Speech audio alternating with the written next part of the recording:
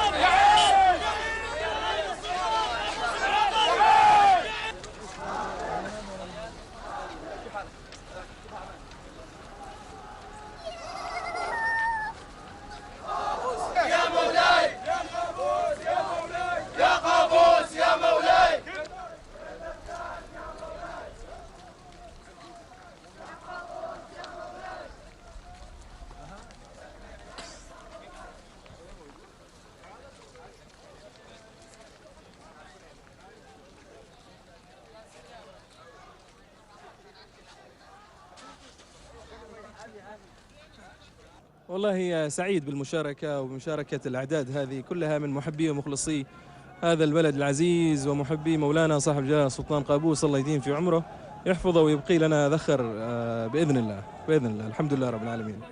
طبعا هذه المسيرة يعني أولا وأخيرا يحب لهذا الوطن وتعبير صادق وولاء لقائد هذه المسيرة مولاي جلالة السلطان المعظم ربي يطول في عمره. وطبعا احنا يعني مثل ما نسمع أيضا العبارات اللي وراء تردد وتقول لا للتخريب فعلا. اللي يطلع مسيرة لابد أن تكون مسيرة منظمة مرتبة تطالب بحقوقك المشروعة. وأعتقد إحنا دائما جلالة السلطان المعظم ربي يحفظه عودنا على هذا الشيء، من غير ما إحنا نطلب هو يذهب إلى الناس في أماكنهم وفي ولاياتهم في مناطقهم في محافظاتهم. هذه عادة بدأ من سنة 70 وما زالت مستمرة. فأعتقد أن الطلبات مشروعة، ومولى جلالة السلطان قاعد يلبي هذه الطلبات أيضا. وكلنا في الأخير يعني ولاء وحب وعشق لهذه الأرض الطيبة. وقالها جلالة السلطان أيضا، قال أن هذه الأرض طيبة لا تنبت إلا طيبا. وفعلا يعني إحنا نأسف على ما حصل الحقيقة من تخريب ومن تكسير ومن حرق في منجزاتنا وفي ما عمر خلال 40 عام في ولاية صحار. يا رب إن شاء الله تهدى النفوس، يا رب إن شاء الله يستقر الأمن والأمان والاستقرار. وفي الأخير ربي يحفظ مولاي جلالة السلطان إن شاء الله تاج على رؤوسنا أجمعين. هذه المناسبة حقيقة تجسد ملحمة العمانيين وتكاتفهم من أجل هذا الوطن الغالي تحت ظل المقام السامي. هذه المسيرة مسيرة الولاء والعرفان للمقام السامي لها عدد من المضامين ولها عدد من المعاني الكبيرة التي يجب أن يفهمها الجميع. إن العمانيين جميعا في هذا الوطن من أقصاه إلى أقصاه قلب واحد ويد واحدة من أجل بناء هذا الوطن، هذا الوطن الذي يجب أن نفخر به جميعا. يجب أن نرفع رؤوسنا جميعا نحن كعمانيين في ظل عهد حضرة صاحب الجلالة. ايش رايك مكرمات السلطان؟ المكرمات السامية لمولاي حضرة صاحب الجلالة هي دائما تعكس اليد البيضاء للمقام السامي دائما الذي تعودنا حقيقة على مكارمه اللامتناهية للعمانيين. فيستحق هذا الشعب أن يفخر بهذه القيادة المتميزة المتفردة في معانيها ومضامينها. فهنيئا لعمان قابوس وهنيئا لقابوس عمان. أنا أقول الحمد لله رب العالمين، رب ضارة نافعة. أنه هذا التجمع الكبير دليل على أنه إحنا وراء القيادة، نحن وراء عمان كبناء وكتعمير، نحن وراء كل ما هو يمس بأمننا وأماننا في عمان. الحمد لله رب العالمين. هذه التظاهرة من الجمهور العماني أو من الشعب العماني الذي يقف وراء قيادته له ظاهرة أعتقد أنه هي جدا مثلجة للصدر. الحمد لله رب العالمين. هذه المظاهرة بالفعل يعني مظاهرة تعبر عن الحب والولاء والعرفان لبني عمان. وأيضا هذه المظاهرة يعني توقعنا أنها تكون أقل من هذا العدد، ولكن بالفعل كان العدد كبير جدا بحيث أنه بدأت من بدايتها وانتهت إلى نهايتها. وأيضا يعني جميع اللوائح كانت أيضا معبرة وجميلة وقد رفعت خلالها صور لجلالة السلطان. أيضا هكذا كانت المظاهرة في ولاية صحار، وكانت أيضا بهذا الجمال لولا دخول مجموعة بسيطة تخريبية فيها. إذن الشعب واحد، وأيضا الكل يقول نفس الكلمات المعبرة، والكل يكون الحب والولاء والعرفان لصاحب الجلالة في عمان كلها من أقصاها إلى أقصاها. نحن نحب